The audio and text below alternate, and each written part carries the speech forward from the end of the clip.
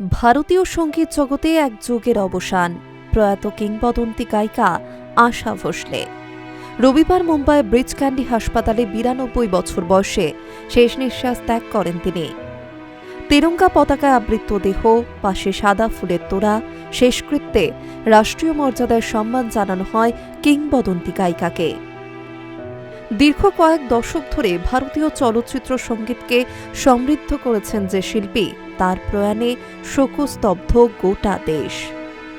সোমবার সকাল ১০টা থেকে দুপুর ২টো পর্যন্ত লোয়ার প্যারেলে নিজ বাসভবনে শায়িত থাকে গায়িকার নশ্বর দেহ।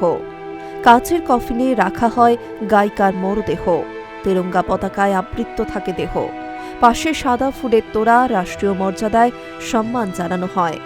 শেষবার গায়িকাকে দেখতে উপস্থিত হয়েছিলেন তারকারা। আশা পারেখ, এ.আর রহমান, সস্ত্রীক সচিন তেন্ডুলকর, সচিন সহ আরও অনেকেই পৌঁছেছিলেন শেষ শ্রদ্ধা জানাতে। মহারাষ্ট্রের মুখ্যমন্ত্রী দেবেন্দ্র ফড়নবিসও উপস্থিত হয়েছিলেন শ্রদ্ধা জানাতে। সোমবার বিকেলেই শিবাজি পার্কে শেষকৃত্য কিংবদন্তি গায়িকার। দীর্ঘ কয়েক দশকের কেরিয়ারে হিন্দি, বাংলা সহ একাধিক ভাষায় হাজার হাজার গান গেয়েছেন তিনি। শাস্ত্রীয় সঙ্গীত থেকে আধুনিক, গজল থেকে ক্যাবারে, প্রতিটি ধারাতেই নিজের স্বতন্ত্র ছাপ রেখেছেন তিনি।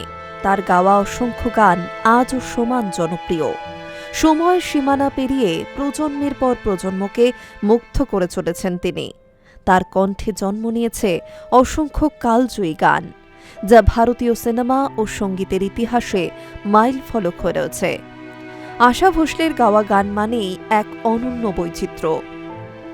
একদিকে যেমন পিয়া তু আব তো আজা, দম মারো দম, এ মেরা দিলের মতো ক্যাবারে ও ওয়েস্টার্ন ধারার গান, অন্যদিকে আবার ইন আঁখো কি মস্তি, মেরা কুছ সামান, দিল চিজ ক্যা হে এর মতো গজল ও আধুনিক সুরে তিনি শ্রোতাদের মুগ্ধ করেছেন।